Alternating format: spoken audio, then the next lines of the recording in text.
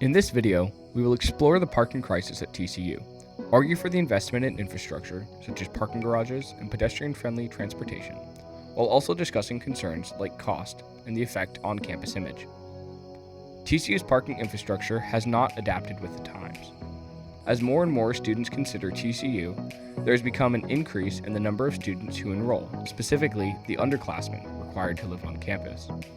As they continue to come, parking, which was admittedly not one of the best features of TCU already, has grown to become a downright nuisance. Take, for example, Lot 7 for the freshmen.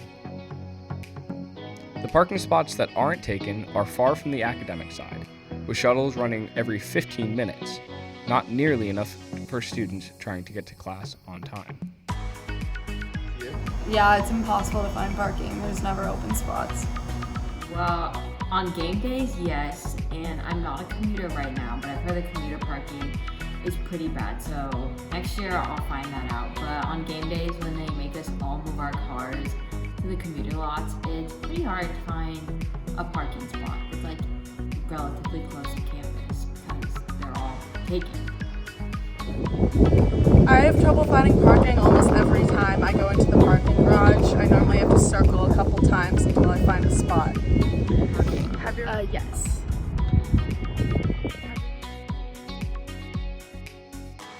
Yeah, I have night class every Tuesday, and if I don't leave like 20 minutes early, I never get a spot. Yeah, sometimes you're just running late and you want to find parking, then you still gotta walk a mile after you find the parking. I've been late to class a couple of times because the parking on the academic side is definitely very, very crowded. So yes, I've been late a couple times. I've been late to class before, yes. Has your The first reason that TCU should invest in infrastructure is that by building parking garages on the existing parking lots that are regularly full, they can expand the available parking spots while maintaining the same geological footprint. As you can see, there are numerous lots around campus, highlighted here, which are available to be expanded to parking garages. This is not a new concept for TCU.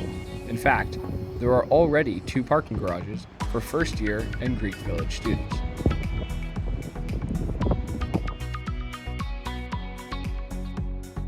Yeah, especially right now when there's so much hail and all the storms, I can't. My car's broke. No, but the whole parking system does make it difficult if your car does have a problem, or anything's wrong with it and you need maintenance or like need it to be taken care of. It's not easy to like get any of that. Or if you have a problem with your car, I don't know if it's parking related, TCU police are very slow to help, so I would recommend calling them for help.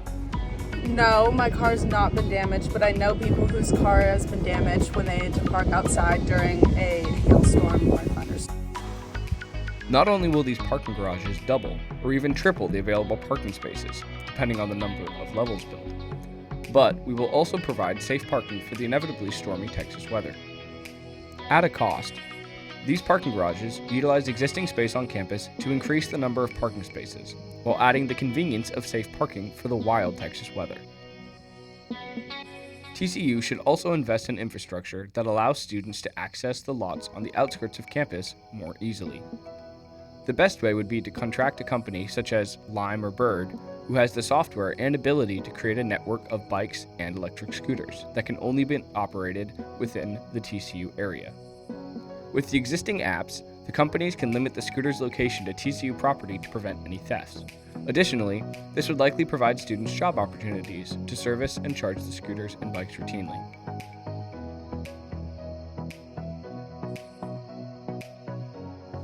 Yeah, if TCU provided like limes or scooters or anything like that, I would absolutely use them like they have in Austin, where I'm from. I think I would, because then I wouldn't have to take my car around more often, and it would lessen the issue of parking for me. As people already use scooters on campus, TCU could partner with companies such as Lime and Bird to provide more accessible transportation between parking lots and class buildings, facilitating the use of inconvenient lots. While adding this infrastructure may be beneficial, there are some who may argue that this would be detrimental to the beautiful TCU campus.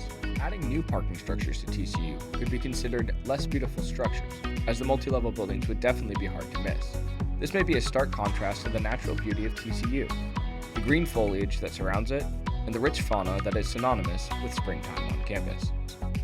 However, there are ways to make the structures so that they blend in with the theme of the campus.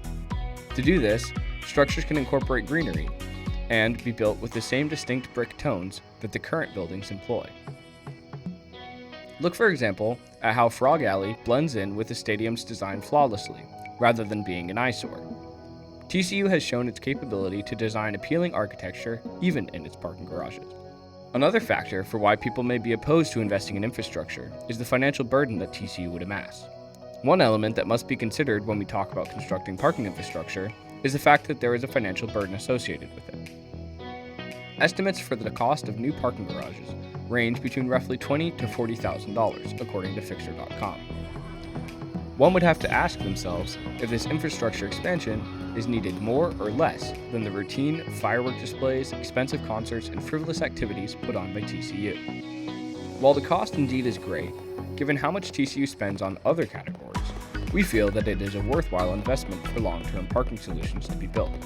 After all, if we can literally burn thousands of dollars a year, we can redirect funds to more basic student needs.